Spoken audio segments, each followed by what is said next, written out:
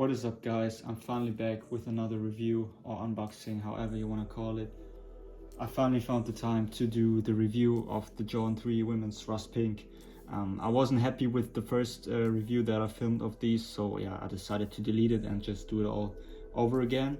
I did the on feet video already though, so that's why the outsoles are a bit dirty, but I cleaned them up as well as I could, and I think they could pass for the review. So I'd say we check out the shoes in detail, and yeah, let's get into the shoes. Alright, before we start, I just want to thank you guys so much for the 10k followers on Instagram. Really means a lot to me, and yeah, I love this community, so many positive people, and just want to say thank you at this point. Also, a huge shout out to Jordan brand. They're killing it with threes lately, or not only lately, but for the last 1.5 years since the new shape basically was introduced. Pretty much every colorway was fire, and these are one hit again. So yeah, I'd say we check these out in detail. So you can see overall we have a very soft nubuck in this rust pink, which is basically most of the shoe. The elephant print is kept in this light gray and the rust pink again, which looks very nice. Then you have your obvious part, obvious hit on the shoe. It's this light crimson, which really makes the shoe pop on feet. Moving to the back, you have your back tab, and this is my favorite feature of the shoe, to be honest. You have the Jumpman embroidered, and this looks very premium.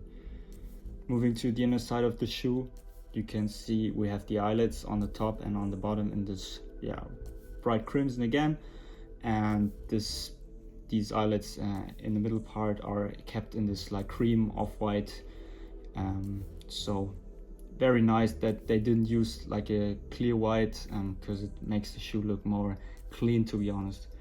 One part that I noticed, they left out the perforations, which I'm not sure why, because I think this is a very good summer shoe, but yeah, not a big deal, to be honest. Also, you can see the shape, as already mentioned, very nice. Yeah, just a low cut elephant print. The midsole is kept in this eggshell or off-white again.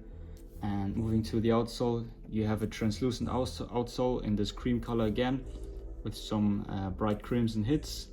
Yeah, so they used the same colors as well on the outsole. Pretty fire. So looking at the tongue, you can see it has the new shape as well, with less padding underneath, so it looks cleaner.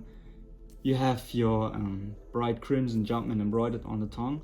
Usually they give you another set of laces instead of those cream laces in this rust pink color, but they weren't included in my pair. There's actually also a hang tag included.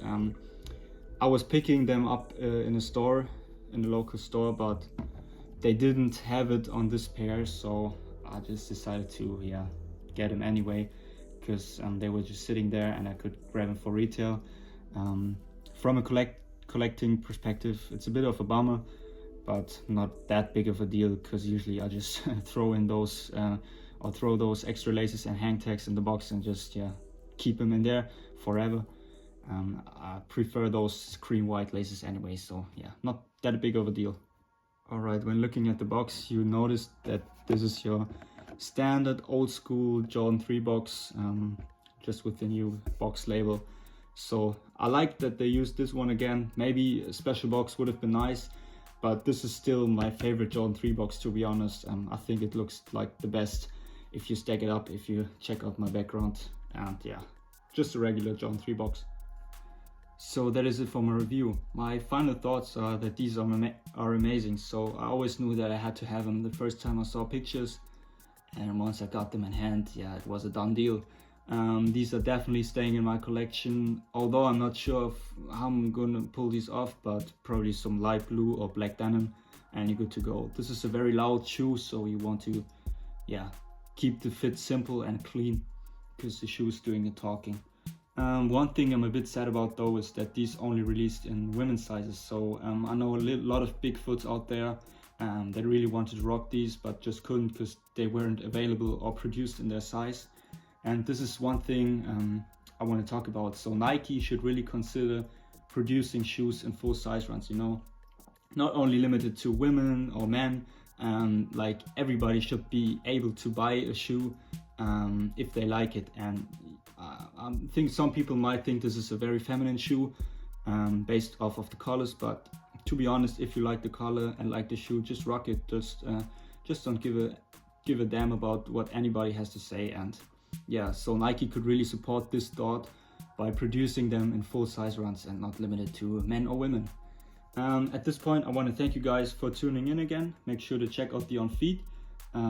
Thank you for all the recent support, all the comments, all the likes. Really means a lot to me.